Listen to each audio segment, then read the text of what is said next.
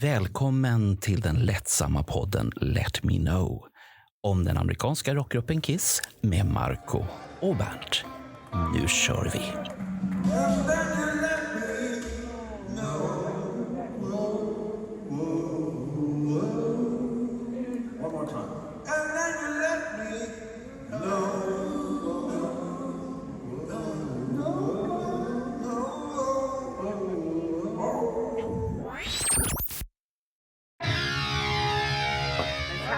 Walmart? Let's see if they have this ventricular cover. I'm dying to see it. I don't think a lot of people would expect Ace Frehley to walk into a Walmart. On release day. These are all ventricular. I'm buying 5. I'm gonna take this one Are you out. open it? Let's Okay. see what it looks like. Oh, this is fucking neat. Awesome. Is it changing? Yeah, it is. Yeah. You can see the lightning bolts there. What a great fucking idea. Yeah. How do you get this shit out? Always good to have variety. I love it. They should print up more because they're gonna sell out in a heartbeat, and then kids are gonna get aggravated. Musical fans. Also, Yeah. As musical employees. Yeah. I don't look like a plumber today. Check out the Cherry Medicine video. She's in it. That's great. I got 5. Ooh. Thank you for everything. Whoopee! We're in Walmart. Have a cup of cookies. Did you get it? Okay. Taller than me. right? And we are leaving Walmart. Ace has left the building. Ja, god dag allihopa, eller god kväll, eller när ni tittar på det här. Men idag är det den 25. Och vi har nu lyssnat på den här Ace Frehley solalbum. Är det 1 eller 2 dagar plus singlarna har vi väl matats med en månad och sånt här. Och vi ska prata om den skivan, Ace Frehley soloalbum, vad vi tycker och sånt här.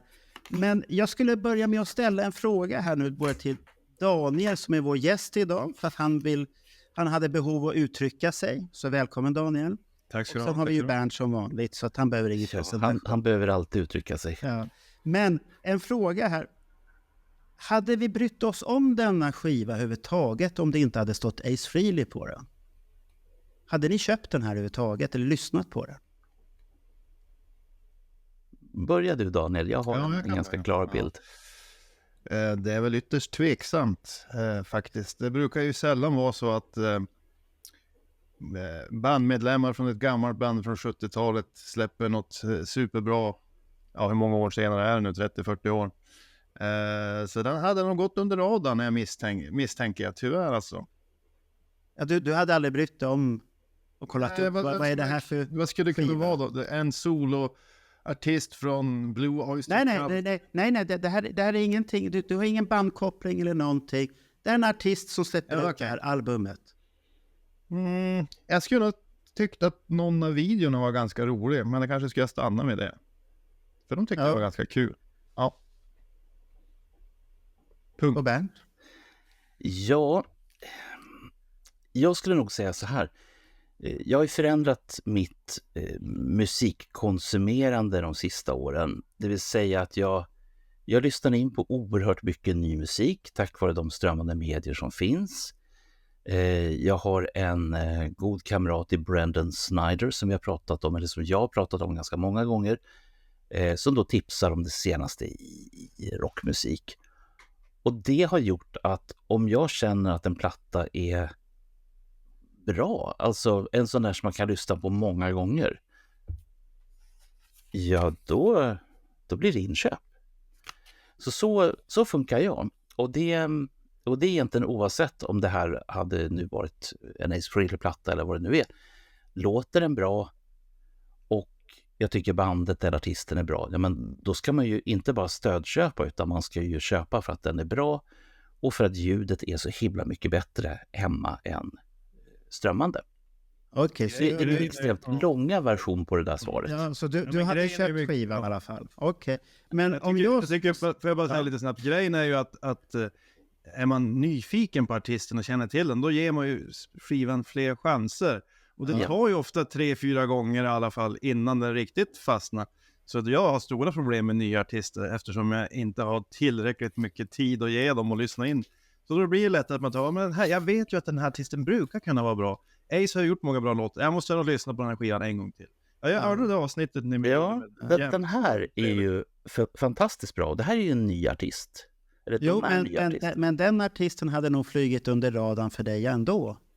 Om du inte hade haft vissa kopplingar som du hade fått information om, gått på ett releaseparty som du inte hade någon aning om, och där upptäckte artisten. Och nästa steg var ju för mig, jag skulle ju aldrig ha hört talas om dem om inte ni hade haft dem på eran podd. Så att, så att det, och för min del så kan jag säga att Ace Frehleys soloalbum, att jag lyssnar på den och lägger ner tid på den och har förväntningar på den, det är ju bara för att det står Ace på den. Hade det varit en annan artist, jag hade nog hört låtarna, vissa låtar hade man hört spelas på någon spellista eller något sånt där, för jag brukar alltid få så här på Spotify, så här uppdateringar, sluta och prassla Bernt, uppdateringar, och då får man olika tips, och då hade den här nog någon låt troligtvis hamnat där, för det hamnar väldigt obskyra grejer många gånger där, och så att det hade nog lyssnat på det, men hade jag gått vidare, det vet jag för skotta. Det måste jag vara ärlig och säga. Jag vet inte om jag hade gått vidare på den överhuvudtaget. Du menar att du hade kört på dina 70- och 80-talsband med andra ord? Nej, det blir att du blir bekväm av dig och du tar till dig utav det som du har lyssnat på, och det blir svårt att få in nya band. Då måste den skivan tilltala dig väldigt kraftigt på en gång. Att shit, det här är rätt bra. Då kommer du ställa in dig och börja lyssna på det.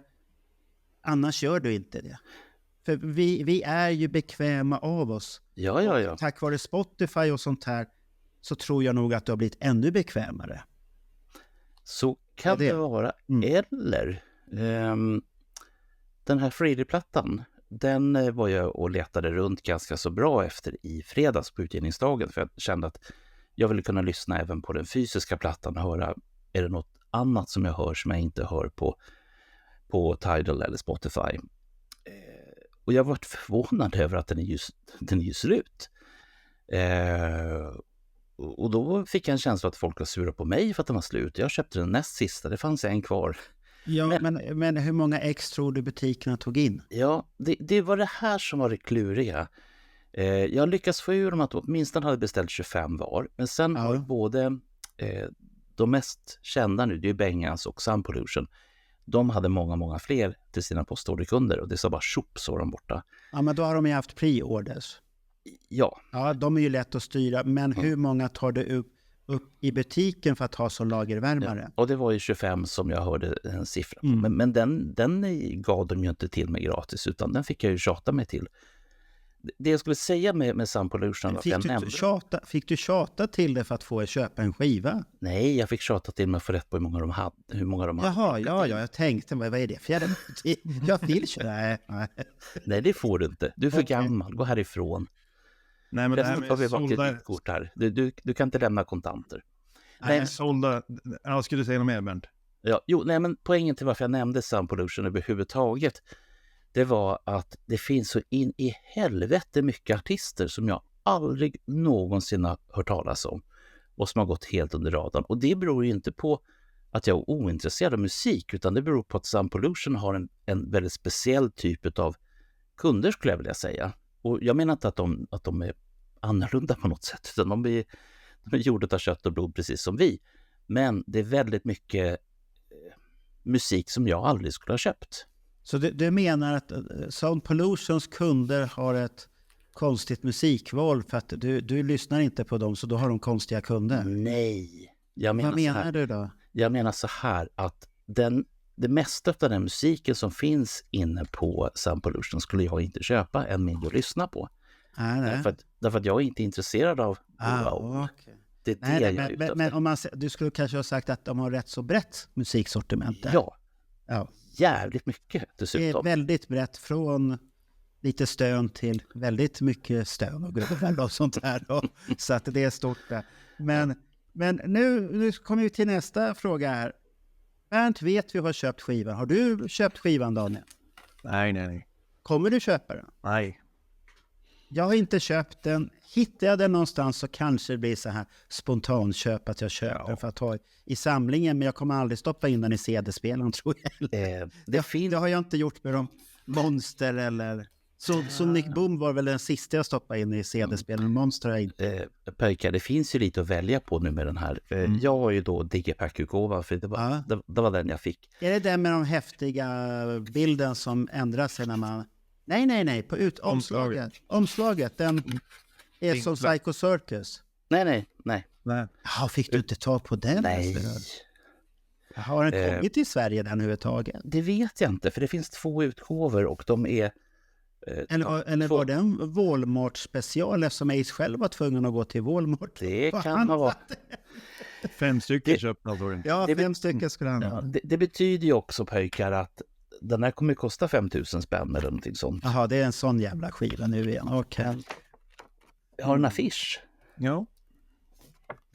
Den där får jag se på affischen? Ja. Ja, varför hade de inte den där? Det där var ju mer 10,000 volts i alla fall. Det var ju lite 77-feeling över det där. Ja. Han får en stöt. Ja. Fan, det Och där ser man. sen har jag ju texten också. Ja. Men Ja, det har han inte bemödat sig att lägga in på Spotify. Det finns inte en enda text. det var ju... Ja, för att han sjunger lite grötigt så det hade varit bra om man kunde följa med i texten lite ibland, tycker jag. Nackdelen nu för tiden för oss då, så att säga, som är till åren komna och vi köper CD-skivor, vi får ju se till att ha en sån här när vi håller på och läser. Annars ser man inte. Är det någon typ av förstoringsglas? Det är för frimärkssamlare, han är ju frimärkssamlare. Nej, men jag tänkte det här med skivan och köpa skivor. Det är en del är ju som tokiga att köpa skivor, men jag har inte riktigt fastnat för det. Jag kom egentligen in efter det här med LP-skivor. Alltså det var ju CD-skivor som var på plus när jag kom in, så jag har aldrig riktigt haft den där kontakten med behovet. Men jag köpte faktiskt en LP-skiva i veckan och den här tror jag inte du har köpt, Marco. Jag tänkte på skolan var det en elev som inte riktigt visste vad en LP-skiva var och gick på mellanstadiet. Så jag tänkte jag måste ju ta med en häftig skiva.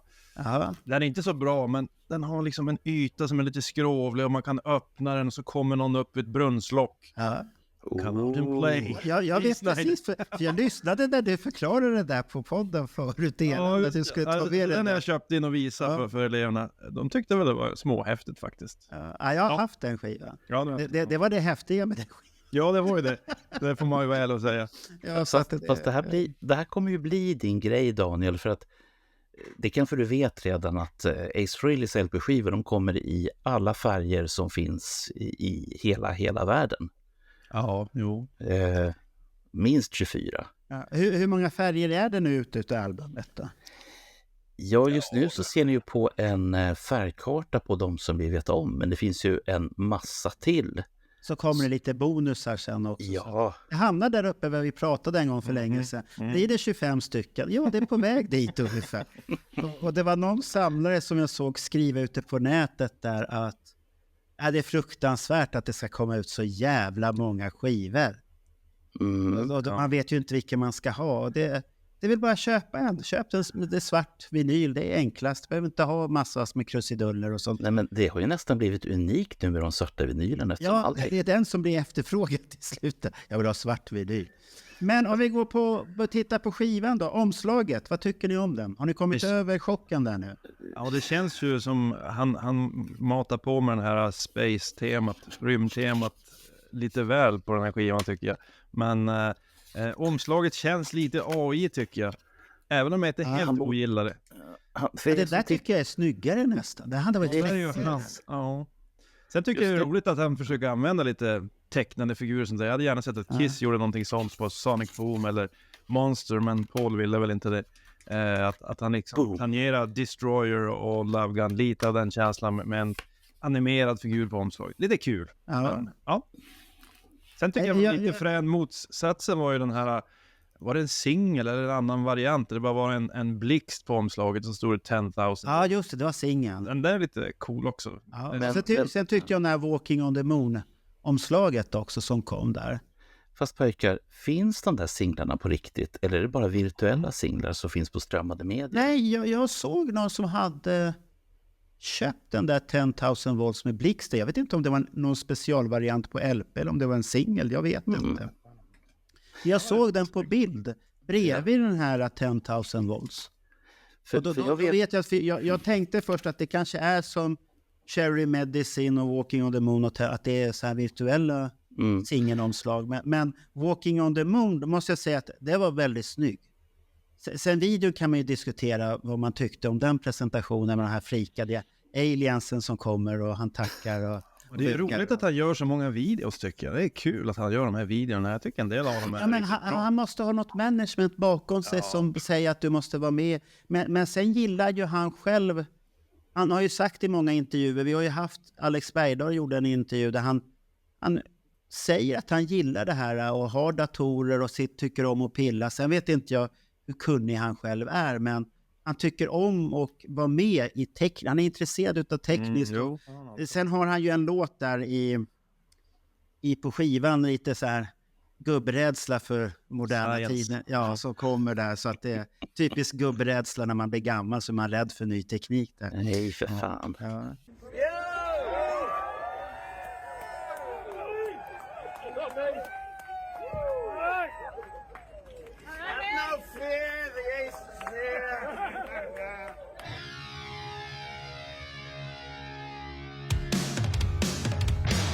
Ladies and gentlemen, please welcome Mr. Ace Frehley!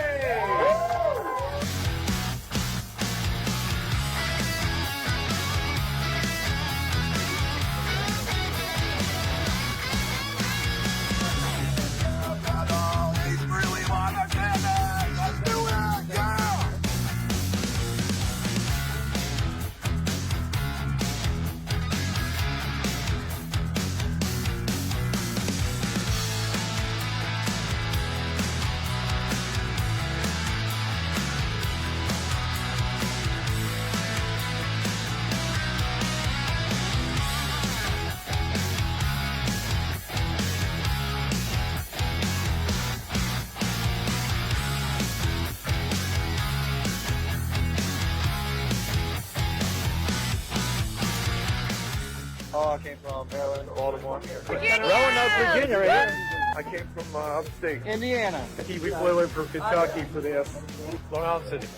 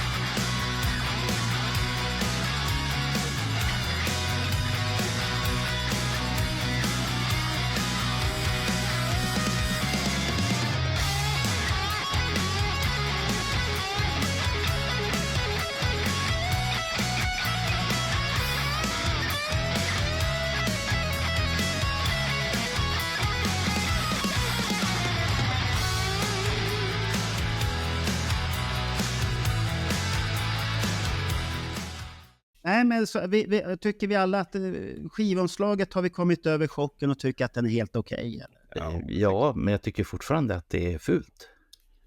Alltså, men är det så fult egentligen? Nej, men det är en fråga om vad man väljer. Jag menar, ska vi ta en liten titt här bara? Ja, för han har ju sin logga där uppe som han har använt sen han började släppa skivor. Ska vi ta dem allihopa nu när jag ändå har brytt mig här? Där är ju ursprunget. Den hänger men den kan vi inte ta med i den här diskussionen. Nej. Då tar vi nästa. Ja, den är fruktansvärt tråkig. Ja. Då tar vi nästa. Den är ännu tråkigare. Då tar vi nästa. Ja, den är lite rolig. Ja, det ser ju lite Love Gun Ace där som står. Den är lite rolig. Och alla de här, från och med den här plattan, då ger det en massa kul saker, alltså någonting extra för oss. Och för er som nu lyssnar istället för tittar kan jag säga att det är Space Invaders serien som jag håller uppe.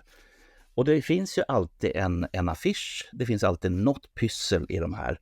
Ja, ja. Det är lite grann tillbaka till gamla Kiss-tiden, men den här var vi överens om att den var helt okej. Den där är inte bra. Och så har vi Anomaly. Jag vet inte, det är... Nej.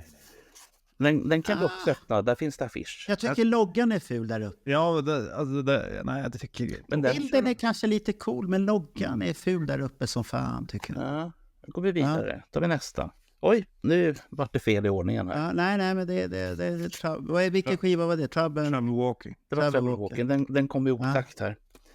Sen har vi de här. Jävlar, nu blir det åka av här. Ja, men det är de här coverskivorna som kommer nu, va? Ska jag ha dem i rätt ordning här? Ja, det spelar väl ingen roll. Bara du säger vilket omslag det är här. Då ska vi se. Där har vi Orin nummer 1. Den ser ut så. Ja, den är lite rolig, tycker jag. Ja, det tycker jag. Jag har fått med lite historia där. Ja. Min karriär. Det är lite Iron Maiden-feeling att det händer mycket. Man ska titta lite här och var. Somewhere in time. Ja, och den där... Sen har vi Spaceman. Ja, väl okej. Jag får mig att tänka på så här discostjärnor från 70-talet. Ja, vad heter han med stora burret och jätteglasögonen som spelade Det var väl rockdisco ungefär. Rätt han Ricky James eller något sånt där. Jaha, svarta killen. Rick James, ja. Som av en händelse har en Gene Simmons-bas på ett av sina skivomslag. Jaha. Alltså, jag tittar, han gillar Kiss i smyg där. Ja. Och sen har vi då Orins 2. Ja. Den är okej, men den signal i bakgrunden. Den är lite tråkig jämfört med den första som kom. Ja. Men enligt mig så är då den här nya, det är ju det fulaste omslaget. Ja, det är det fulaste utav alla hans omslag han har gjort alltså. Och jaha. Jag får mig att du och jag, Mark, har pratat om det här förut, att vi kom fram till att det måste vara sån här AI-genererat. Ja, Daniel sa ju det, att det är väldigt AI. Det känns AI. Lite så. Skriver du Ace 10,000 volt så får du en sån här bild kanske. Ja, fy fan. Ja. Men ska vi gå vidare då om känslan för albumet i helhet? Vad tycker du om helheten? Daniel börjar då, så kan jag vänta lite. Ja, jag kan börja. Nej, men jag tyckte det började bra med den här singeln som kom till 10 000 volt här, vad säger jag? 10,000 volts.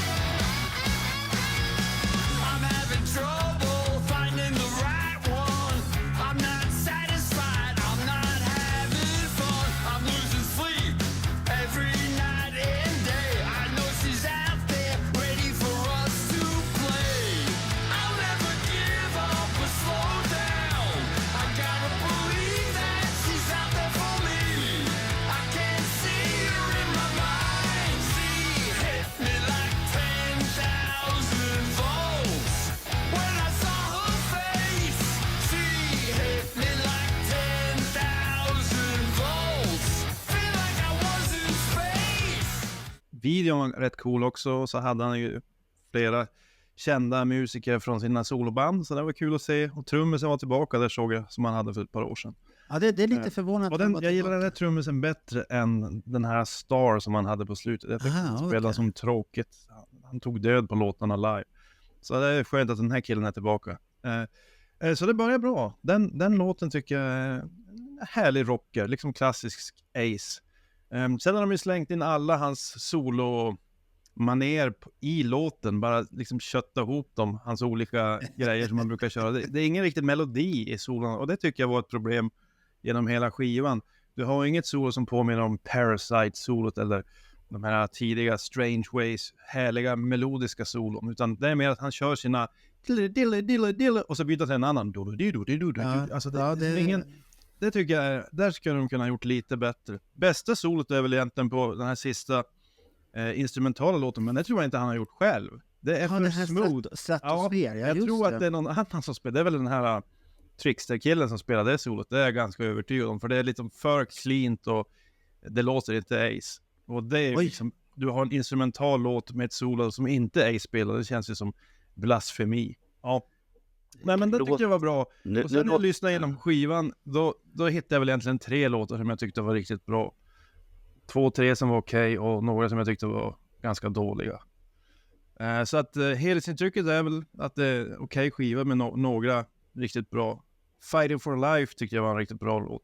Och det är lite kul att de har gått tillbaka till det här LP-konceptet. Du har första sidan ska börja med en bra låt, 10,000 volts.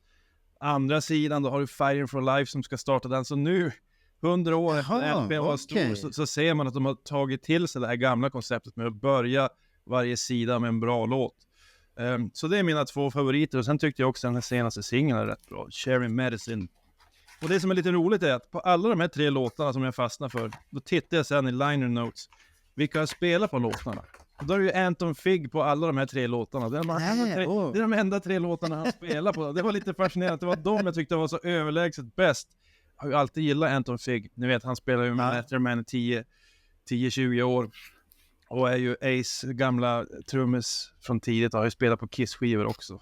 Så att, Jaha, så han har spelat på alla de där? Han spelat på de 3 låtarna och ingen fler. Och det var de 3 låtarna jag gillade. Det var ju, jag vet inte om det är en slump eller om vad man ska säga, men det var liksom en, det är coolt. Han har ju alltid varit bra, Anton Fig. Jag gillar speciellt, han hade ju någon video som han släppte på 80-talet, trummor, och då finns det då Ace Frehley och han som kör den här, vilken är det de kör? Den finns ju på tuben, där man får se i detalj, man följer då Anton Figs spel. Det är ju, vänta, nu har jag glömt bort vilken låt det är. Det är ju från en av Ace Frehleys skivor. Vänta nu. Men Jesus, vad händer? Nu börjar åldern slå till. Ja, det är söndag. Ja, men jag kommer kanske på det. Ja, det kommer på det på vägen. Ja. For you Ace fans out there, you probably guessed we're going to play Breakout. 1,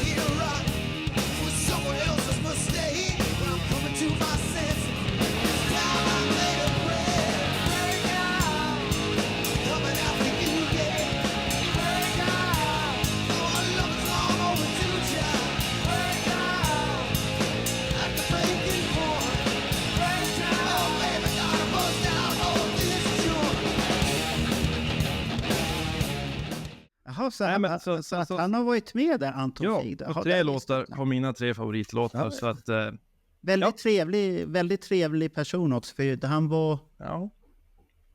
Jo, det var nog på Indian Apple. Jo, det var på Indie Expo där, Kiss Indie Expo. Otroligt trevlig, för det var hela bandet där då. Och han och... Vad heter basisten som var med i Friskomme? John Regan eller något. Ja, Regan. Ja, han också väldigt trevlig.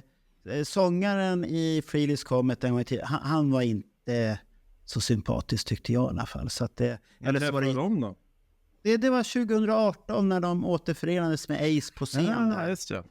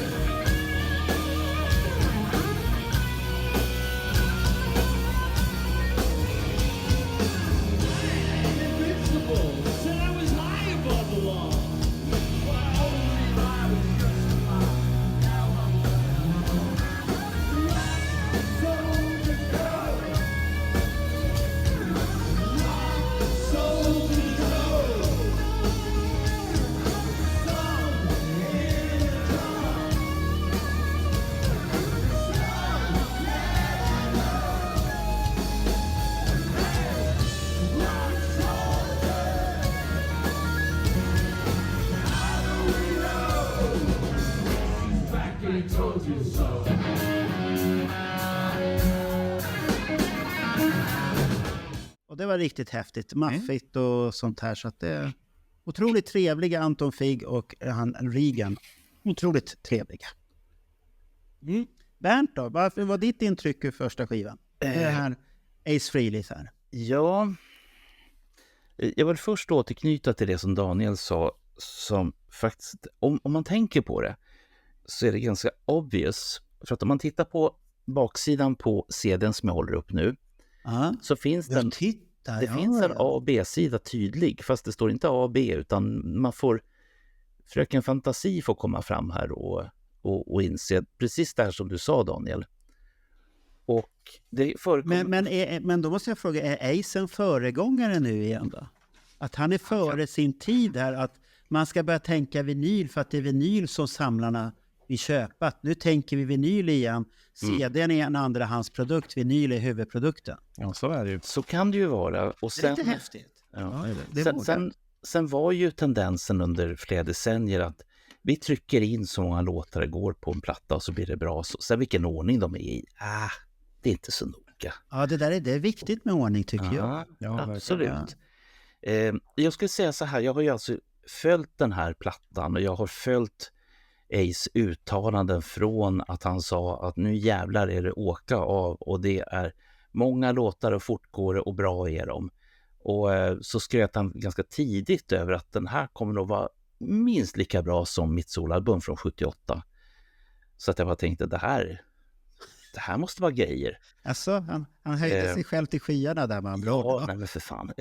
Då hörde jag ingenting om någon Steve Brown alls. Jo, men han nämnde den här... Han sa hela tiden Trickster. Jag hörde aldrig namnet, men han sa det här bandet Trickster. Jag tänkte, vad fan är det? Jag kommer inte ihåg vad han hette, vet du. Vad det var för Trickster? Ja, han sa Trickster hela tiden. Trickster. Och jag tänkte, vad fan, vem är det? Och så har jag googlat upp det bandet. Och det ska tydligen ha varit ett stort band som hade några hit, men i USA. När det begav sig helt enkelt. På 80-talet. Där. Jag tror det var förband till Kiss på Revenge-turnén eller något sånt där. En liten sväng i USA. Jaha, okay. Någon får gräva fram det där. Absolut. Det som också finns i den här, alltså det finns så mycket tidbits kring den här plattan. Och jag ska försöka att koncentrera mig på själva plattan. Plattan i sig själv har jag lyssnat på kanske 10-12 gånger sen i fredags då jag fick den. Och jag har även som sagt plöjt de här singlarna som har funnits. Och jag kan bara säga att det är oerhört, jag skulle säga, man blir lätt förförd av de här låtarna. Man vill lyssna på dem flera gånger helt enkelt. Jag tycker texterna är väldigt mycket Frehley, eller snarare om det kanske är som så att det är Steve Brown-texter som skulle kunna vara någonting som Frehley skulle kunna ha sagt. Det är mycket kärleksförklaringar till personer han bryr sig mycket om. Det handlar om rymden och utomjordingar. Det finns det mesta här. Och jag tycker att den här är attans bra. Och som jag sa, jag plöjer ganska mycket musik varje vecka. Och det är mycket som jag dissar för jag tycker att den talar inte, eller de plattorna kanske inte talar till mig. Den här talar till mig på riktigt. Så jag är stolt över att jag faktiskt har lagt en slant på. Inte att lyssna utan även betalt. Ja. Jag bara funderar ska jag berätta min sammanfattning? Nej, inte. Okej, du är inte klar än. Okej. Eller är du klar du? Ja, alltså jag har massa smått och gott här. Men du ska inte gå in på låtarna här. Nej. Det var bara allmänna om albumet. Nej, men jag tänker så här. Det som jag har kvar och som jag har ju även läst vad andra människor har skrivit om deras intryck av plattan. Och jag är fortfarande osäker på om de har suttit och kört en snabb vända på Spotify, om de har kört skivan eller vad det nu är. Och jag kan inte ta ifrån någon annan person deras upplevelse, men det är många som är besvikna. Och jag tror att under den här podden så måste vi ändå prata om elefanten i rummet. Men jag tror att vi sparar elefanten till lite senare. Elefanten. Ja. Det Hör du, Marco? Ja. Vad tycker jag? Ja, vad känner du? Om jag säger så här, när jag hörde den första singeln 10,000 volts efter hans Ace skrytande hit och dit, att han skulle vara bättre än Paul och alla möjliga, att han skriver rocklåtar. Och då tänkte jag, det är typiskt Ace marknadsföring, för när han går igång på marknadsföring, han ska gör en ny skiva. Då är han väldigt effektiv på sociala medier jämfört med Kiss faktiskt, måste jag säga, som har ett större management men lyckas inte fånga med att gå på snabbköp och handla lite korvar och grejer och sno lite gratis grejer och sånt här. Så att han är väldigt duktig, men efter att ha lyssnat på 10,000 Volts så först tyckte jag att den är ju jättebra, men ja, den var tjatig. Det är någonting jag tyckte var tjatigt på den. Och sen var nästa låt var den här Walking on the Moon som jag tyckte, nej, usch vad jobbig, men sen har den växt. Och sen kommer här sista Cherry Medicine. Ja, så tittar jag på videon, då får man en stil, men lyssnar du på låten så får du, då blir du inte störd av de här kvinnliga objekten som kan störa en äldre man väldigt lätt. Så att det växte, men sen har jag ju suttit och lyssnat på den här skivan i förrgår i butiken när den släpptes. Då gick den hela dagen där, och det är ett bra effektivt sätt, och du sitter och jobbar, du gör dina vanliga saker och du låter skivan gå där. Och då märker man ju direkt att det finns ju låtar jag tycker, ja men där är bra, den vill jag gå tillbaka till. Sen finns det låtar jag tycker, nej, nu är den där jäkeln, nu trycker vi på den där knappen lite snabbt här så att vi går förbi det där. Men jag har låtit den spelas och jag lät den på lördags också, så att hade jag några förväntningar? Jag hade inga förväntningar, så att den motsvarar det jag hade tänkt mig att den skulle vara, den här skivan. Som en helhet så är ett mediumplatta från Ace. Det är inget storverk, men det är inget bottennapp som vissa tycker att den är pest och kolera. För då har man lite för höga förväntningar tycker jag. För att ska man vara ärlig och säga så här också, att är den här sämre än Monster eller Sonic Boom? Hyllar vi dem bara för att det är Kiss? Hade det stått någonting annat på de skivorna, hade vi brytt oss om Monster överhuvudtaget? Det måste man vara ärlig och säga. Vi är ju Kiss-fanatiker, så vi är ju speglade utav det och lyssnar på det sättet. Och det är ju samma med Ace-skivan, att som vi sa i början, att vi tar ju till oss och engagerar oss i lyssningen tack vare att det är en Ace-skiva.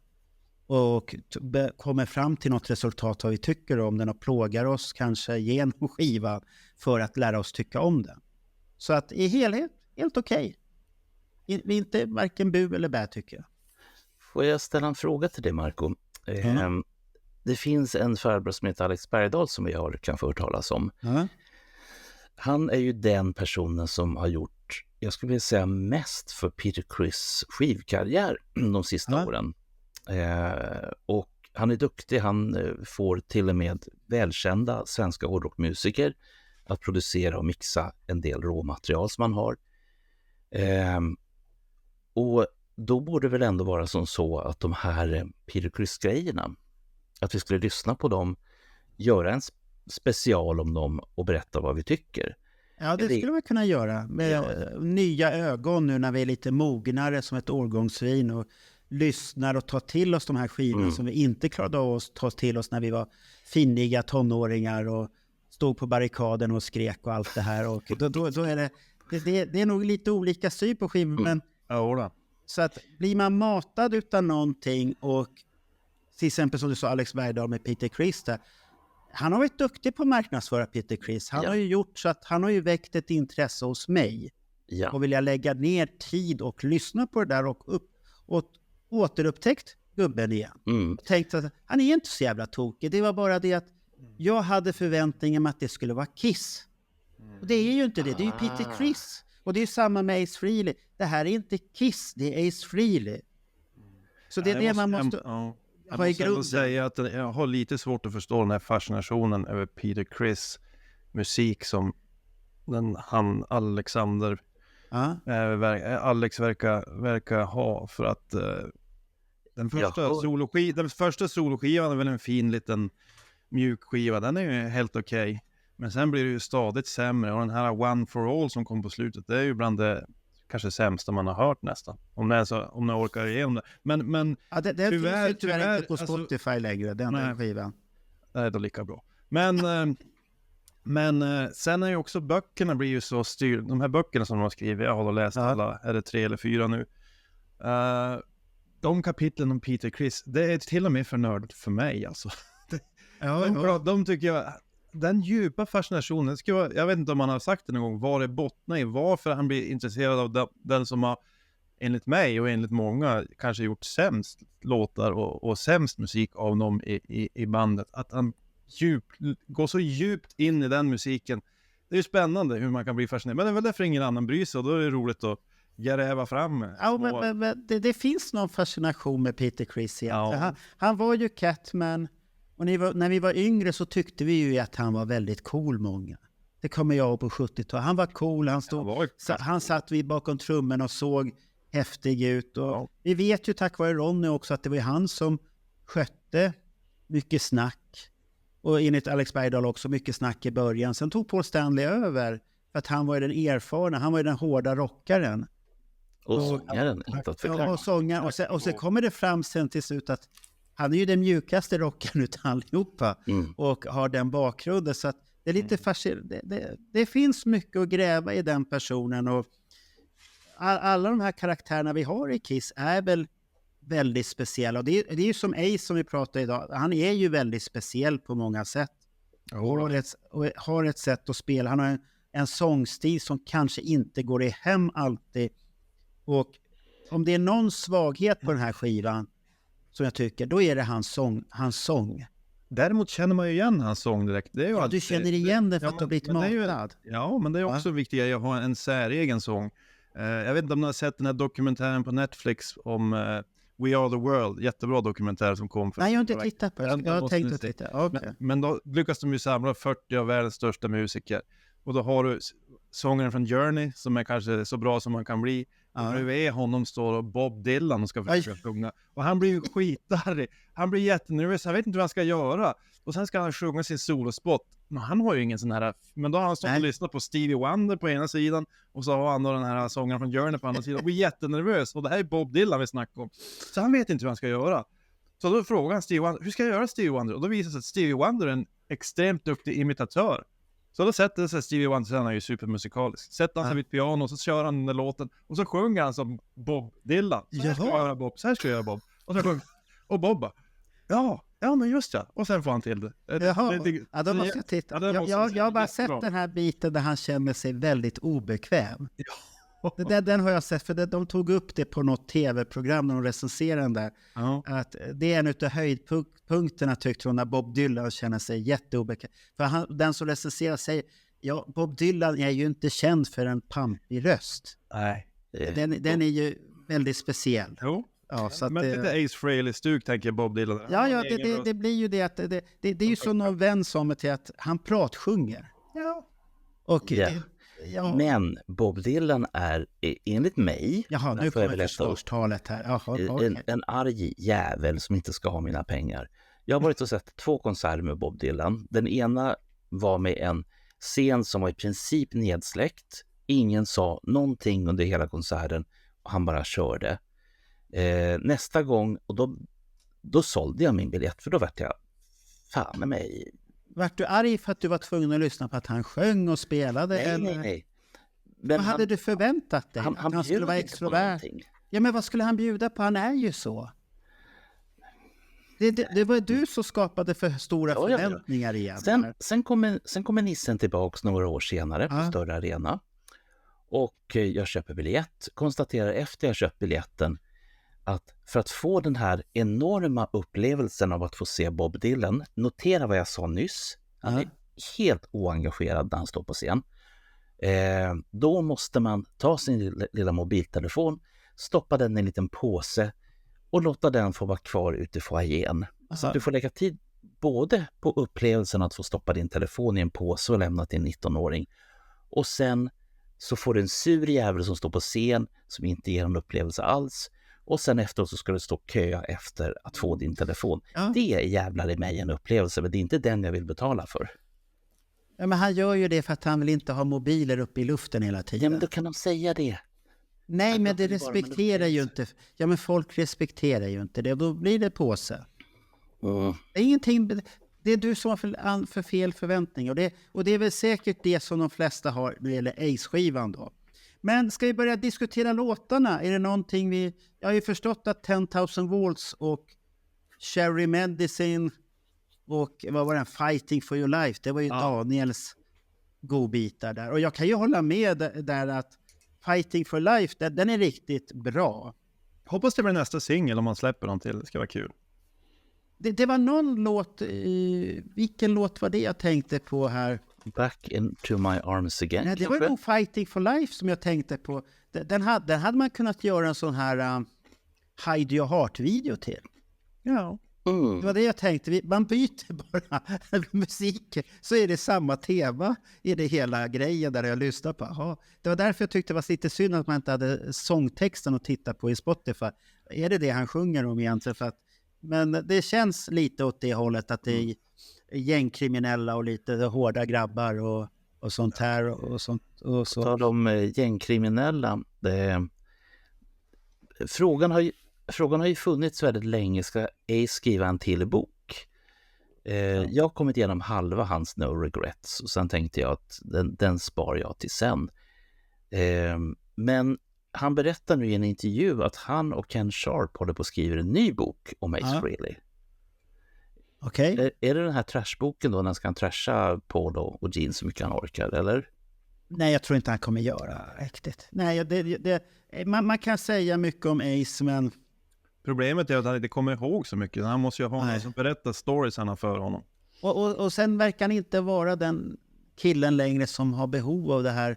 Han kan säga vissa ord, men han gräver inte alldeles för djupt heller.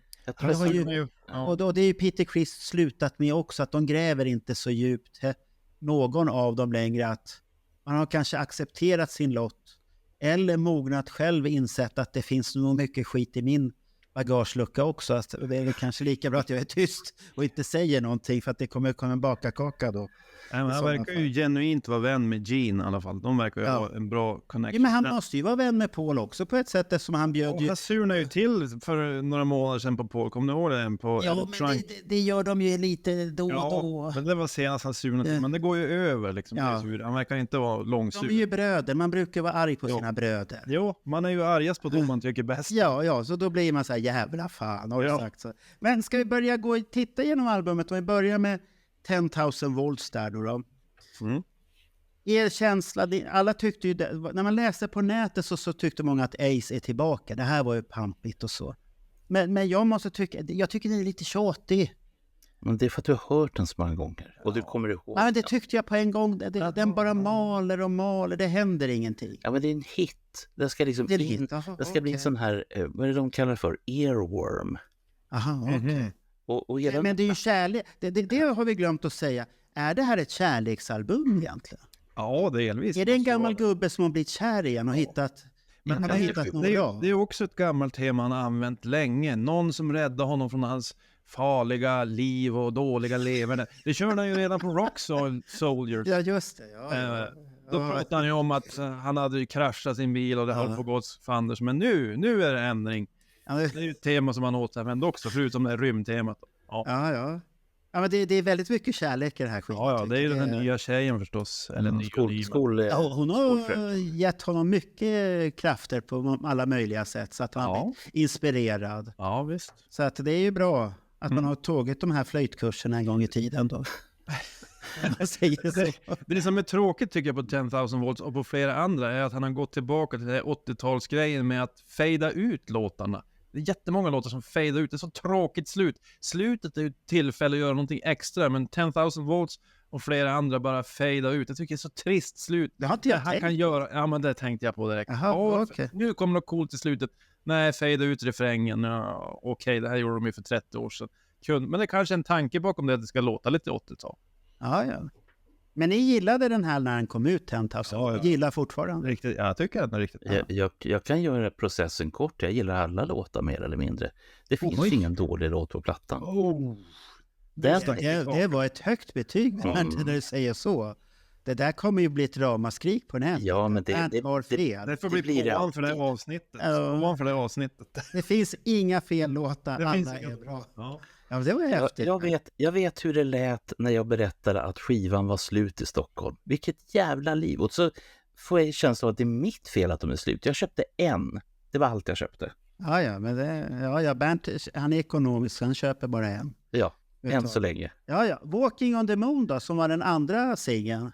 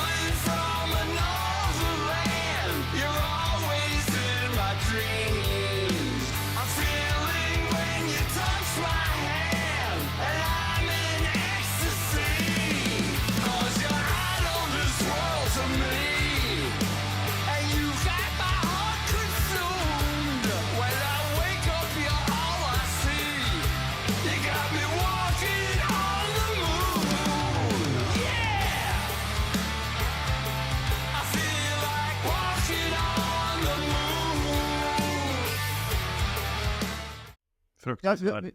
Nej, varför tycker du det? Seg, långsam, generisk. Är det musiken i Daniel som kommer ut nu, eller? Alltså jag har ett litet problem med en del av Ace skivor efter 2000. Att han har såna här låtar som går långsamt tempo, pratsjunger. De här låtarna tycker jag verkligen inte det händer någonting i. Så det här är en av de sämre låtarna för mig. Jag förstår inte hur han kunde välja den som singel. Men det kan ju Marco förklara, för han gillar den här låten. Ja, jag gillar den här låten för att första gången jag hörde den och såg den där förbaskat dåliga videon, då var den här låten skitdålig. Jag störde mig på de där jävla alienserna. Så mycket, och så hade de bröst till råga på allt också. Det var ju väldigt viktigt att poängtera att det var ju hans kvinna som gick med de här alien-kostymen där. Och du ser ju formen, och det har han ju sagt i en intervju då. Och jag tyckte det störde något fruktansvärt, och jag tyckte det var löjligt. Och allt det där, och den var dåligt gjord, för man hade inte lagt ner så mycket jobb på den där videon. Men, och sen när jag lyssnade på Spotify, när den släpptes då, när jag var på väg till jobb, så jag, fan vad rörig den är. Men sen har jag lyssnat på den och den är inte så tokig när man lyssnar bakom den här rörigheten. För jag tyckte det var bara en jävla bred massa som kom emot den i början på den låten. Så att instrument hit och dit, men inte så tokig. Det finns någonting in där. Att han är så speciell igen där. Mycket kärlek och grejer där igen. Om du tittar i, jag vet inte om det är slutet på videon eller om det är inspelningsmaterialet. Det finns ju ett visir för det. Och det är ganska sött, för att det står, när man fäller upp visiret så står det med i amerikanskt maner: Only a toy may not be used in space. Jaha, okej. Ja, det är som vanligt här. Ja. Men vad tyckte Bernt om Walking on the Moon då? Du har ju sagt att alla låtar är bra. Jag har gett carte blanche. Kör på bara, grabbar. Okej. Bara såga skivan. Bara förstå mina illusioner om hur bra den är. Bara gör det. Cosmic Heart då? Cosmic Heart. Vad säger vi om den? Jag tycker den var okej. Ingen av topplåtarna, men inget bottennapp heller. Nu måste jag faktiskt vara ärlig att jag kommer inte ihåg det. Nej, men det är väl ett betyg till låten. Den är ganska sådär middle of the road. Ja, jag kommer inte ihåg hur den gick nu. Nej. Det är totalt så. Jag bara sitter, vad är det? Nej, jag tycker den var okej. Men Bernt säger att hela skivan är bra. Jag tror inte jag har någon skiva där jag gillar alla låtar. Bernt är speciell. Möjligtvis rock'n'roll, men inte riktigt där heller kanske. Jo, där är alla bra. Ja, Ska vi köra en liten bonus? Jag tar loss mikrofonen här och så går vi bort till min skivsamling. Nej, vi ska inte ta någon bonus här. Nu sitter du still där. Ja, okej då. Still. Och kan vi göra så här att vi lyssnar en liten bit på den? För att jag har ingen aning vilken jävla låt det är. Earworm. Sa du det?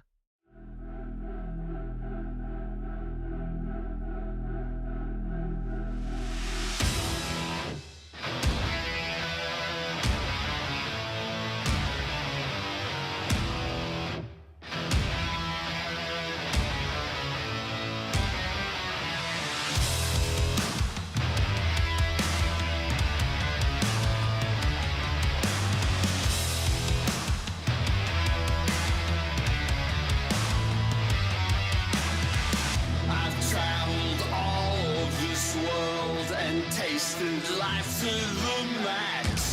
met the kings and queens, but it never changed me. I've seen the good and the bad, and the strangest of things. Sometimes I lost my way, but never gave up my faith. 'Cause life is too short. Now hear what I'm saying. I've got a cosmic heart. It can't be torn apart. No one can read my mind. I can't be hypnotized. I've got a cosmic heart. My blood will flow faster than immortals, and I can't be controlled. Okej, nu kom jag på vilken det var. Låter som gammal Stones från mitten på 60-talet. Jag tänker på 80-tals rocklåtar. Den har något Allsångs häftigt i sig, men det är någonting som är tråkigt också på det där. Ja, Inte om man tycker Bernt, den var ju jättebra. Då. ja, men det är klart blanche här. Ja, okej. Cherry Medicine.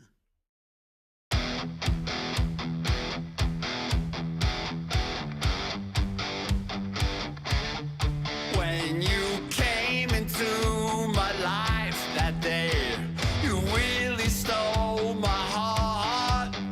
And I knew right then and there, you'd always take my breath away. I never thought I'd find that special one. You're always on my mind. I knew I had to change my ways for sure, to keep you by my side. You're captivating, so fascinating. I love your cherry medicine. You heal my every need and song. You got me cherry medicine. You make me feel better when you're in your black leather. Cherry medicine, yeah, you're the one.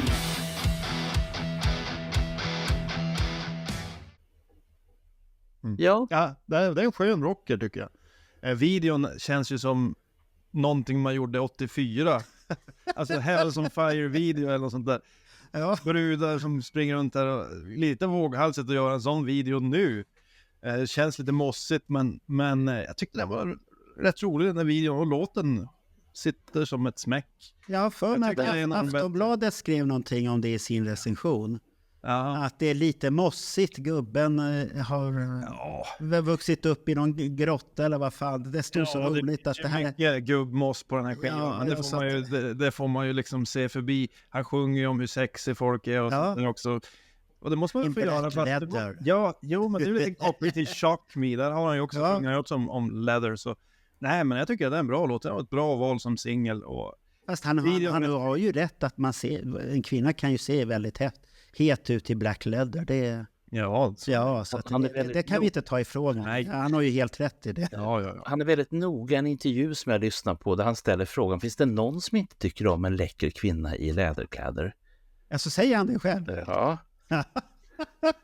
Det kan ni få fundera på. Ja. Den är väl helt okej, den låten ändå. Men jag har ju en fråga till er här nu, som ni tycker att videon inte är PK. Vad hade varit bäst, att man inte gör videor eller att man gör videor som inte är PK? Jag tycker det är kul att han gör videor som inte är PK, men man får ju vara beredda på lite tittarstorm. Sen tycker jag Kiss ska ju aldrig någonsin göra en sån här, för de är ju så väldigt PK. Men nej, så verkar inte bry sig. Jag tror inte... Du sa du för Kiss har ju gjort såna här hur mycket som helst. Liksom senaste 30 åren så har de varit ganska noggrann med att tilltala barn och allting. Nej, men Ace, jag tror inte han förstår att det inte är PK. Han är så uppe i space att han har inte riktigt koll på läget. Och det är ganska skönt. Eller var det hans kvinna som sa att jag vill vara med i en video med läder? Hon verkar ju gilla att vara på video. Ja, det är ju sant. Precis som alla hans andra såna här fiancés. Det är som en... men ofta är det såna här... då han hittar ju folk som är lite hanger vad heter det? De hänger med, den förra var ju en tok. Ja, det var en tokis. Sen vet vi ju inte hela storyn, men delvis kan man ju ana att det inte var riktigt. Och sen hade du ännu tidigare hon som skrev den där boken där hon hade halva ansiktet. Into the void eller vad det heter. Ja, precis. Som tokknarkar ju och så att, jag tror att det här är en av de bättre tjejerna som man har haft, känns det som ändå. Men Tanta Luna nu som skulle sälja alla hans demos då? Ja, det är den som var innan den här. Tokfiande. Ja. Men där fick vi ju reda på massa saker som vi inte visste. Inte det bra då? Jo. Så vi fick ju bara tänka som en nyhetsreporter. Vi fick reda på nu pratar vi om Ace hälsa, vad han mår. Vi fick reda på massvis med saker. För oss var det ju bra. Nu går vi vidare här. Nu håller det på att spåra ur här nu igen. Arkivisten i dig vart väl lite glad i alla fall? Nej, nu går vi vidare. Back into my arms again. Nu är det ballad.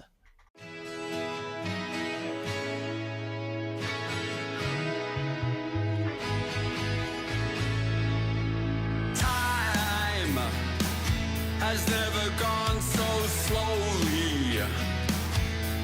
And baby, time has really taken its toll. Anyone can see that I've never been so lonely. And all the years gone by will never hide the lines. Does it show on me? I can't forget the things you said, and nothing takes away my memories. I loved you then, I love you now.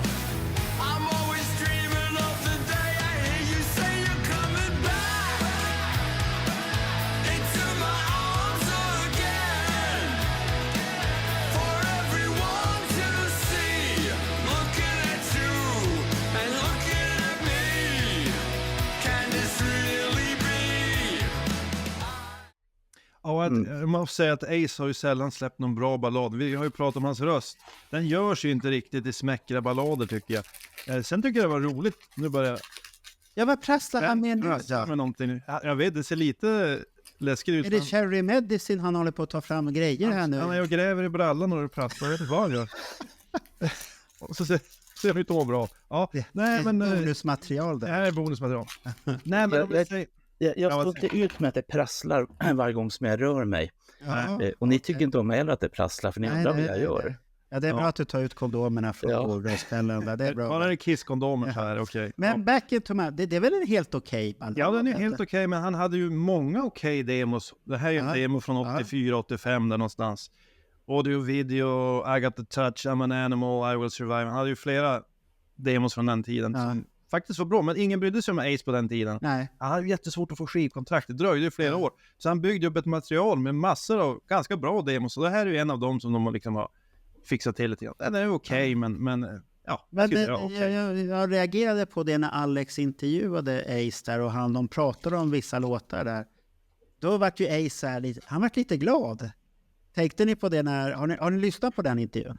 Ja. Nej, ni har inte gjort det. Då blir Ace lite glad där när han får de här... du gillade den? Ja, den är bra. Shit. Och jag tyckte det var så skönt att höra att det var det här spontana, att du gillar den där, att man inte frågar om de här Cherry Medicine och sånt här liknande. Sånt att det kommer lite annorlunda frågor där. Men jag tycker den där låten är helt okej. Refrängen är bra. Refrängen är bra. Det är en bra låt. Och Bernt. Jag skulle säga att dels när du anknyter då till Alex Bergdahl-intervjun, det är två saker där som jag blir lite glad över. Det ena är att Frehley skiner upp och säger, va? Har du lyssnat på skiva? Ja, men den har jag precis gjort. Ja, det var det som jag tyckte var så förvånansvärt att han... Sen berör han ju de här demosarna i flera intervjuer som jag har lyssnat på. Och precis det som du är inne på, Daniel, då, att det var mycket som kom ur honom, men det fanns ingenstans att göra av grejerna då. Och det här är ju en av de plattorna. Och det kan vi nog tacka Steve Brown för att han är ju yngre och har varit fan till freely, enligt honom själv, i 30 år. Och då finns det mycket bråte som man som fan och som är producent och som är medskrivare kan liksom få de här gamla låtarna och bli fantastiska och bli de här fantastiska låtarna som de var redan på den tiden, men de kanske inte lät. Ja, men jag tyckte den var bra. Det är inget fel på den. Ja, men det där var ju sista låten på A-sidan här för mig. Ja. Det är lite häftigt, man slutar med en ballad. Och då måste man ju säga att A-sidan är väl rätt så stark egentligen. Den är rätt stark. Jag tycker den är starkare än B-sidan. Klart. För att, om man tittar så är A-sidan väldigt... Det är ingen fel på kvaliteten på den här. Den är... Är den intressantare än Kiss senaste Monster? Lite då. Ganska jämnt ska jag säga. Ganska jämnt? Okej. Men då går vi till B-sidan då. Och då den börjar ju med den superbra Fighting for Life som jag hoppas blir nästa singel. Men den är en bra video.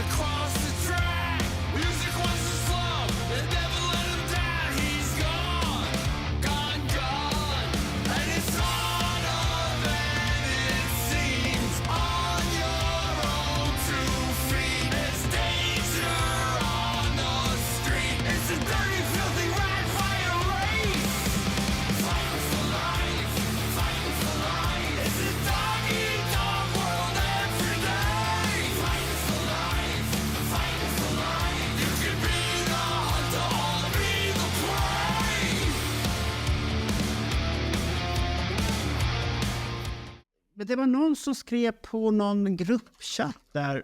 Jag såg att Jimmy Rudolfsson hade lagt upp en diskussion om det där. Och det var rätt så intressant för det var ju 40 kommentarer på ett hus och folk var negativa. Vissa var kärleksförklaring till skivan och allt det här.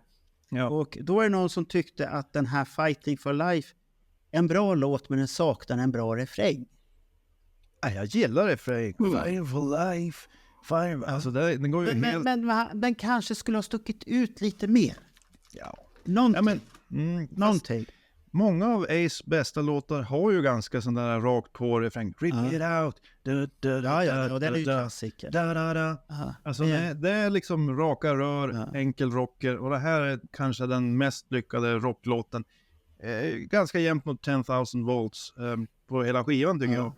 Och jag hoppas verkligen de gör något mer av den här låten, att det kommer en till singel, för den här tror jag kan... Fighting for your life, den har jag väldigt lätt, den sparade jag min stora spellista faktiskt som jag har. Så, så där vill jag att den kommer lite här nu och lyssna på. Jag tyckte den var bra. Och så har du en fick på trummor där också, det är alltid ett plus. Ja, det sa ju du. Att då blir kan det lyssna på trummorna. Men Blinded då? By science, and we're blinded by fear.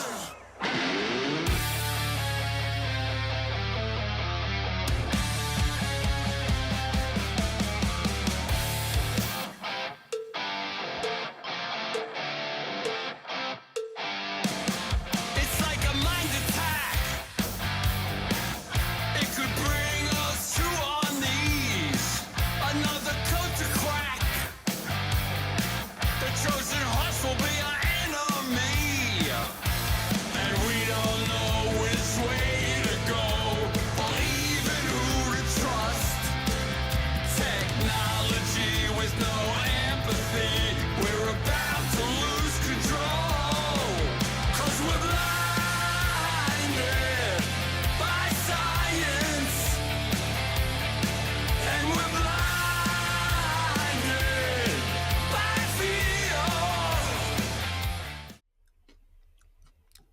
Men kanske, Bernt, vad tyckte du om Fighting for Life? Du gillar alla låtar. Han var bara tyst här nu. Nej, Jag gjorde något annat där. Nej, jag har varit lite fascinerad av den här Jimmy Rudolfsson-tråden som jag faktiskt har sparat. Så jag var tvungen att titta lite grann i den, så kom jag på just det.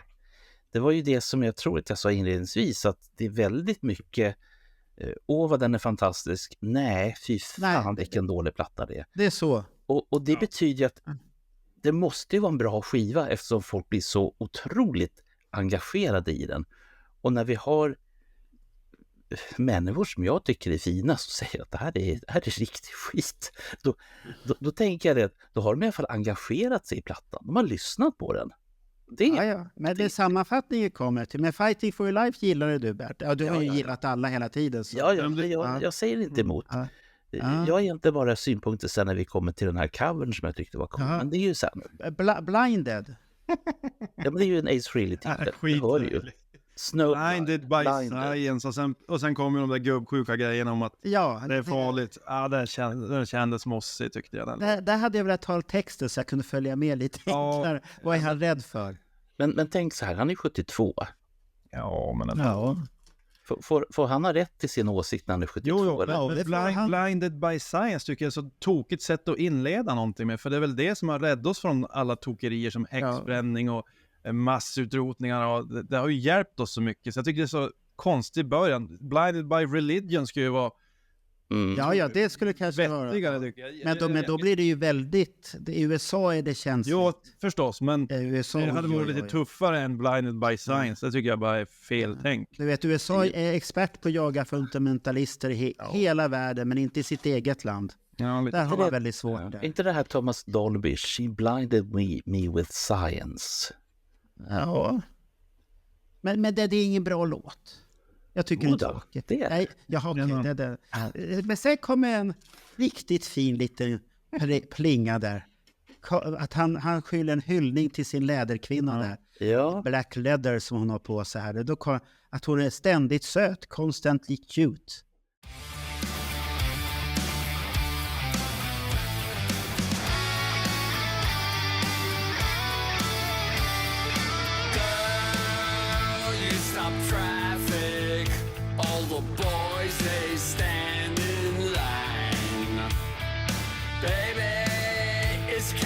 Tragic, all the ladies they lose their minds.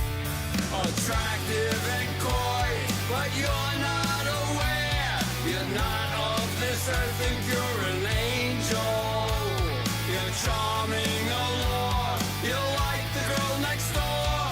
Your magic ensues all the others.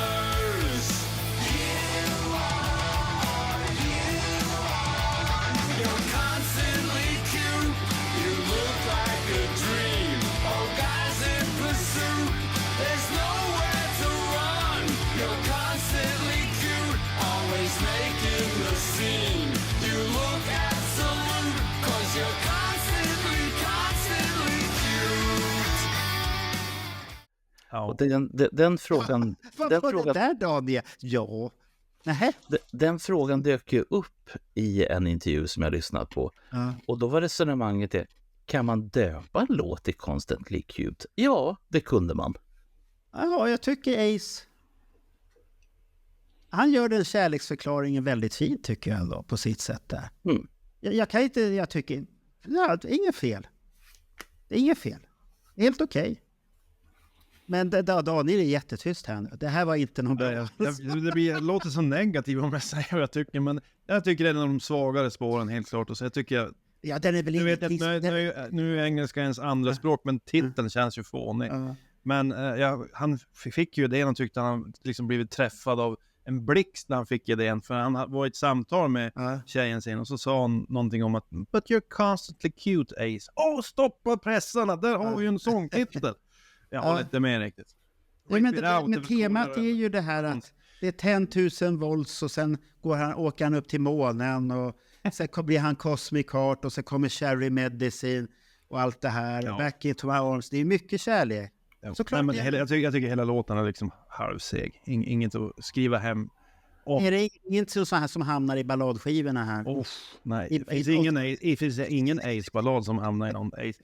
Ställ den här mot Forever eller Every Time I Look At You eller de här, eller Hard Like Woman, Peter Criss på vocals. Det här är ju inte samma... Tänk om Ace har satsat för att få vara med i Power Ballads 2024 och så får han inte vara med här nu då. Nej, men det är väl fint att han skriver om sin kvinna och gillar henne så mycket. Det är ju fint, men det kan man väl göra på ett postcard och skicka. Är man kär så är man kär. Slipper vi höra skiten. Nu tycker jag att du blir stygg här, Daniel. Jag tyckte det var söt på sitt sätt, men vi kan säga att det kanske inte är bra, men den är intressant. Om det är ett annat ordval. Ja, intressant kan vi. Så här, politiskt ordval, intressant. Life of a Stranger då? Vad tycker gubben om den då?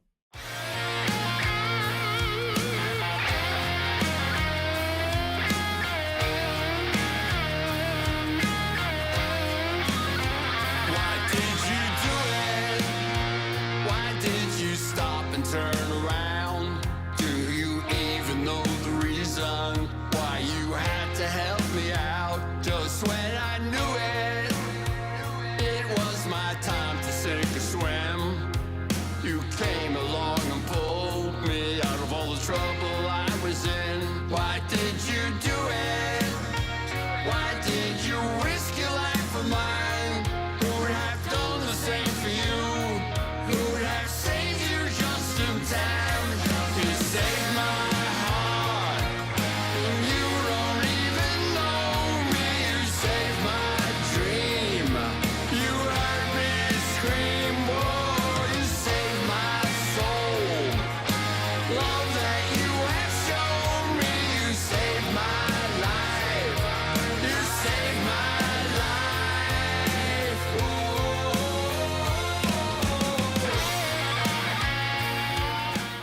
Det är ju en ballad då som man hörde på slutet. Jag tror det var när texterna började rulla i någon gammal actionfilm man hörde den här. Och så Jajamän. Jag tycker det var synd att han tog med en ballad. Jag skulle hellre ha sett att han grävde i demolådan lite mer och kanske tog audio video eller någonting. För vi vet ju att nästa skiva är ju en sån här coverskiva.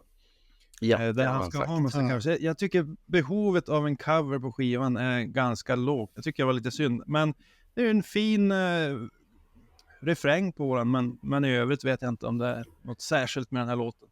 Synd att hellre sett en demo. Ja, det håller jag med. The covers, det går bort på originalalbum tycker jag oftast. Det är lite tråkigt. Jaha, 2000 Man New York Group. Kissing Time. Nu är det så här att 2000 Man har ju blivit ikonisk på ett sätt, men om jag ska vara ärlig då, när den kom då, var det 79 2000 Man kom? Eller var det, jo, det 79. Jag tror inte jag visste att det var en cover då. Nej. Jag trodde att det var Ace egna låt egentligen, om jag ska vara ärlig. Och nu har jag svurit att det har jag kommit på sen på 80-talet. Jaha, det var så det var. Okay. New York och samma med New York Groove hade jag ingen aning om. Och man kan hitta originalgruppen, spelar den på YouTube. Jag såg en video med dem. Väldigt roligt uppträdande de hade där, men de spelade. Men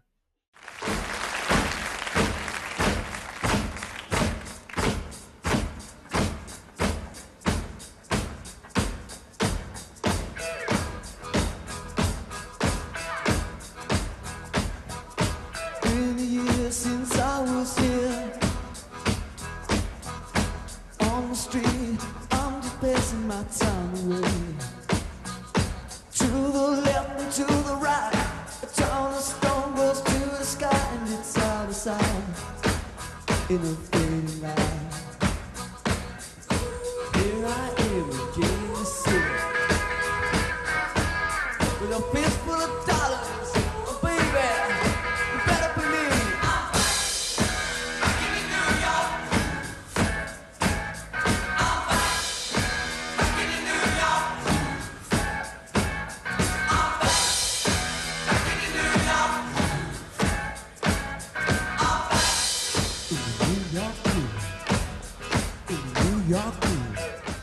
den är inte så jävla långt ifrån Ace låt egentligen.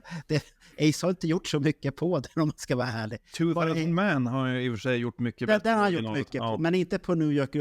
Den han bara aceat till lite. Så här, jag varit väldigt förvånad. Jag varit väldigt förvånad över när jag till slut hörde Stones original på 2000 Man. Väldigt överraskad. Jag håller med. Så att Men hela den plattan är ju, alltså Stones-plattan är ju spännande. Ja, jag tror de var inne på någon LSD-tripp hela den där plattan. Den är, Ja, de har väl provat allt. Ja. Till och med kokosnötter på hög nivå. Man kollar Mick Jagger, det verkar ju vara vägen man ska gå. Ja, man ska leva länge i alla fall. De andra stryker ju med lite här och Ja, men de inte börjar han. trilla upp innan. Ja, men nu går vi vidare till Ace. Tillbaks till Ace här nu. Det är hans stund, 10,000 volts. det är hans gyllene tillfälle det här. Det är hans gyllene tider det här nu. Up in the sky.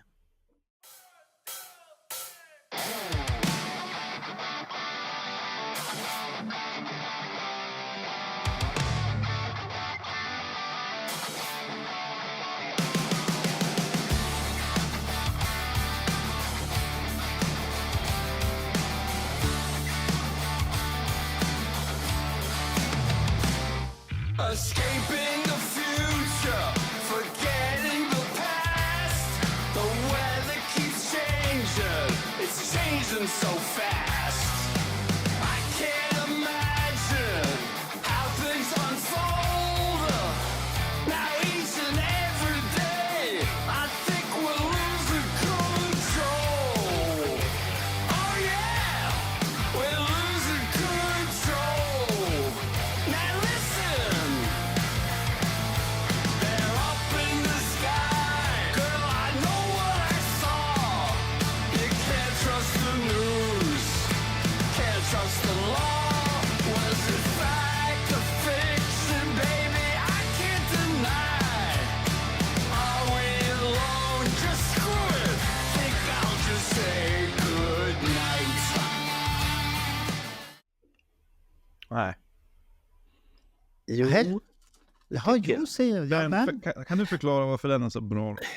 det handlar ju helt enkelt om ufosar och aliens och allt sånt där. Den är ju kristallklar. ja, men den biten utav Ace är jag trött på. Ja, men Jag är jättetrött på den. det är ju jätteinne just nu i USA därför att man har ju då grävt fram en massa rapporter igen om utomjordingar som nu inte är utomjordingar och massa skepp och grejer. Ja. Vilket är samma skit som jag har hört ända sedan jag var 15-16 år och läste de fantastiska tefaten utav Carl-Gösta Rehn. Jävla trashböcker det också. Ja. Men då är det ju bra att han berättar för den nuvarande generationen om hur saker och ting är och vad skåpet ska stå. Så att, Jaha. Är det därför Saxon också släppte en låt som handlar om det här? det måste det ha varit. Det här senaste singeln, Roosevelt, vad den hette, det handlar ju om kraschlandningen, UFO-kraschlandningen. Ja. Och skittråkigt. Och fy fan vad tråkig text det är. Ja, vi kan göra en sån där UFO-special här. Nej, vi ska inte göra någon jävla UFO-special. Det värsta jag vet. Usch. Men tematiken i Ace-sånger tycker jag oftast är bäst om man håller dem till mer biografiska saker som till exempel Cold Gin när han var riktigt söp som fan. Ja. Den passar. Och så har du ju även då scenen Rock Soldiers när han tycker sig vara på väg tillbaka. Då skriver han ju bra texter. Det här är han ju så borta så att det tycker inte det är något. Det här tycker jag är lite svagt kort. Ja. Det här hamnar här och höger. Icke intressant, ointressant om man säger så. Är vi kvar i Up in the Sky bara för att inte ni tycker om rymdisar? Nej, det är inte det. Jag tycker om, jag är jättefascinerad av astronomi och sånt här. Men han behöver inte gräva i den gropen längre. Han har grävt färdigt. Prata hellre om ditt sexliv eller hur kär du är. Eller Black Leather eller vad fan som helst. Eller gitarr. Det går helt bra.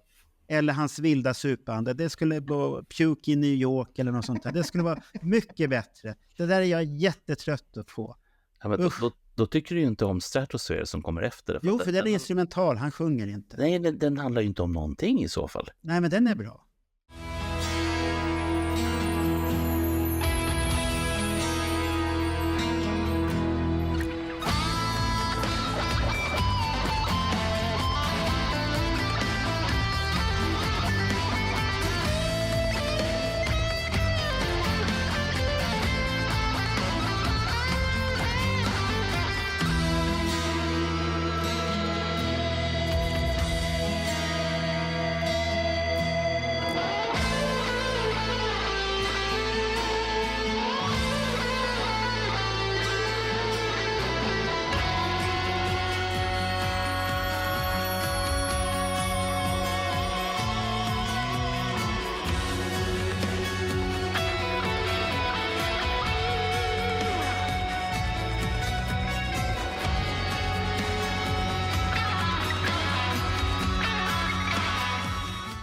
Den är inte Fast fin. den inte handlar om... Men jag varit lite besviken där när Daniel säger att han tror att det inte är Ace som spelar solo där. Nej, men om du lyssnar på några av de där solorna så Ja. är de för liksom, det är ju inget skrammel och ingenting. Det låter som någon som är lite vassare än Ace på att spela melodier och jag är ganska så övertygad om att det är den här Brown som... Ja, då måste jag gå in och lyssna Ja. igen. Ja, lyssna ska du få höra. Jag anser dessutom, Daniel, att du kan ha rätt i det här.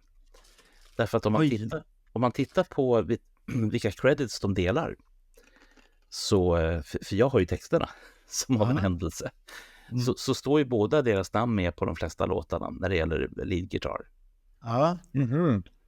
Så Men inte på den här då, eller? Jag tyckte det här var enda uppenbara som var riktigt så det här är inte Ace som spelar. Och det må väl vara att du har andra som spelar, men på Ace Den ska vara det ska ju vara Ace som spelar. Det står skriven av Ace Frehley och Steve Brown. Ja, men står det vilka instrument som vilka spelar? Nej, det står det inte. Men vad fan, måste vi riva fram? Inte på Spotify står det. Där har inte jag det. Står det där? Men förutom det så är det ju en ganska fin avslutning på skivan. Det passar väl att ha lite rymdspår. Ja, men det kan jag acceptera. Sväva iväg lite grann, lite instrumental. Jag tycker det passar som en bra avslutning faktiskt. Och ingen jävla sång att det är någon UFO som trillar ner här. Nej. Ja, nu är filantropen framme här nu. Nu ska vi se här. Nu ska vi se. Är det Shilling Banco i skivan? Ja, 3 Shilling Banco, det är gul färg istället för grön, så det här är värt mycket. Ja, nu är det värt. Nu ska vi se här. Han har aldrig förstått att det finns förstoringsglas i de här nu och för Steve tiden. Brown. Han har inte tänkt på. Magnifier brukar. Här ska vi se, här har vi det. Är ni beredda pojkar? Ace Frehley Guitars, Steve Brown Guitar, Bass, Drums, Percussion och Keyboards. Han har gjort allt. Ja, Daniel. Hur känns det här nu då? Men det stod Guitars på Ace. Ja. Delvis. Bara gitarr på... Inte ett S på slutet. Han har bara spelat, då har Ace spelat flera olika gitarrer där. Så kan det vara. Att få rymdsoundet. Då. Eller så hade de en dålig korrekturläsare. Ja, det kan det ju också. Ja, det var sista låten på den här skivan. Men om vi ska ta en avslutning där. Rekommenderas eller rekommenderas inte? Om vi säger först och främst till Kiss-samlare och sen till allmänhet. Jag tror att man kan ju pusha. Alltså några av mina kompisar där jag skickar länkar till några av de här videorna som jag tyckte var bra. 10,000 volts och så Cherry Medicine. Ja, det förstår jag. Och så hoppas jag på Fighting for Life, en video på den, för att den tror jag kan bli häftig. Och förutom de 3 låtarna så kan jag tyvärr inte rekommendera så mycket mer. Det är de 3 jag tycker är riktigt bra. Så där är det väl lite mellan. Skulle du rekommendera albumet då? Nej. För Kiss-fans är det viktigt. Men för Kiss-fans köper ju vad som helst. Ja, de jag behöver inte rekommendera för någon. Men om jag tänker en som gillar hårdrock eller klassisk rock, så ska jag nog säga lyssna på de här låtarna som jag just nämnde. De är bra. Kommer det ge någonting utöver det för den personen? Någon annan extra, att han upptäcker Ace på den här skivan? Ja, alltså han kan ju leta sig tillbaka, för jag tycker det är samma på tidigare plattor. Till exempel, han har ju bra låtar på alla de här efter 2000. Ett par stycken. Men man kan hjälpa dem att hitta de här. Jag tycker varje skiva han har släppt har några bra, men sen blir det de här långsamma, halvsega. Ja, men det har ju Kiss också haft. Ja, jo. Lite så här... Ja, det är svårt att göra en bra skiva till dem. Och sen gillar ju en del Walking on the Moon, verkar det så. Ja, så det tilltalar väl någon annan då. Ja, musik är så subjektivt, men jag tror att det är svårt att säga att Fighting for Life är en dålig låt då, om man gillar hårdrock. Pojkar, vi kan göra så här. Det fanns nämligen en annan titel på den här plattan från början. Får se om det här går hem bättre. Stranger than fiction. Nej, då tyckte jag att 10,000 volts det var bra namn på plattan. Det är kärlek till max, alltså 10,000 volts. Då får man mycket kärlek. Lite koppling till hans chock med och det här. Jag tyckte det var ganska bra till. Ja, jag tycker den var bättre faktiskt. Vad tycker Bernt? Bu eller bär rekommenderas? Eller? Absolut rekommenderas. 1x i alla fall. 1x i alla fall. Man behöver inte ha alla upplagor. Alltså, om du är vinylälskare då... Om det är vinyl... då är det inte musiken man är ute efter. Då faller jag ju där på dem. Då kan man ju köpa. Då ska man ju hänga upp den på väggen. Jag skulle säga, köp den som svart vinyl, därför att det är den som är mest ovanlig. Därför att det finns 71 olika färger utav de andra. Om jag säger så vad jag skulle tycka om det här, då skulle jag säga så här. Rekommenderas för Kiss och Ace-fans. Alldeles utmärkt. Den gör sig inte sämre än någon annan soloplattan har släppt. Den kanske inte är på 78 och snurrar.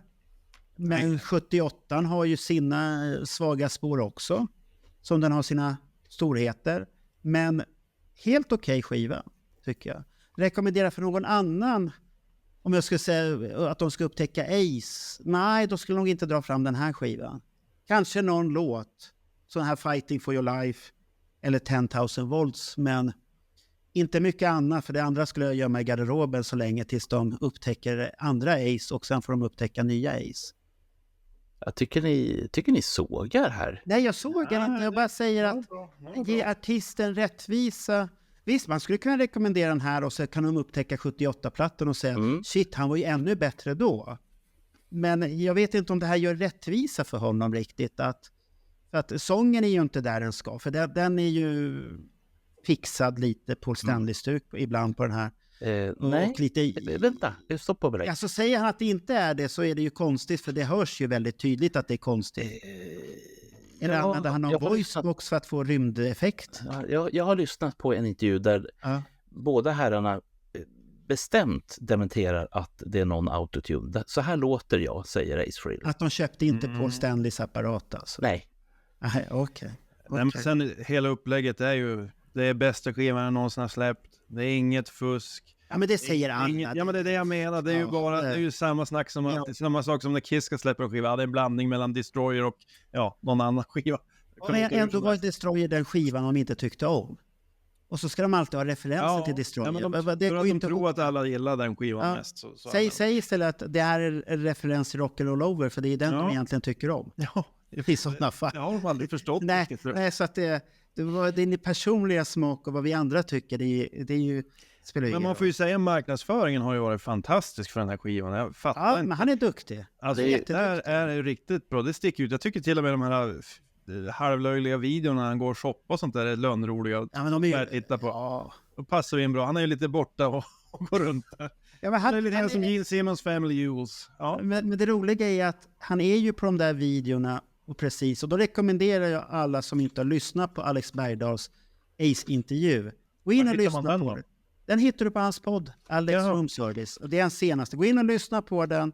Och gillar ni inte Alex annars, så spola fram tills den. För han säger vilken minut den ska börja på intervjun. Om vi går direkt till intervjun så hör du intervjun där. Och den är väldigt intressant för att han är ljudmässigt precis där som han är i shoppen.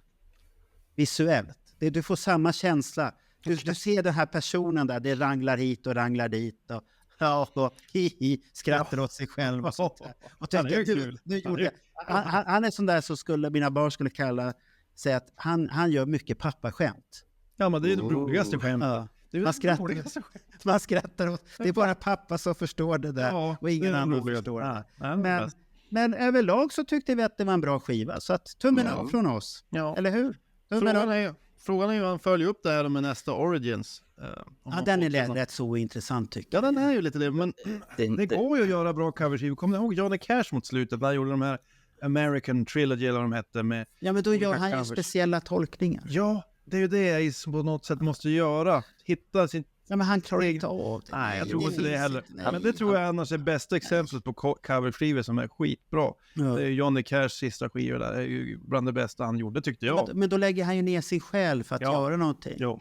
Det är väl ungefär som Så mycket bättre ska väl ha det konceptet, men det är inte alltid de lyckas. För vissa lyckas jättebra att göra en egen version utan hans låt, medan andra har en karbonkopia, bara att det är deras röst. Och då faller ju hela idén, tycker jag.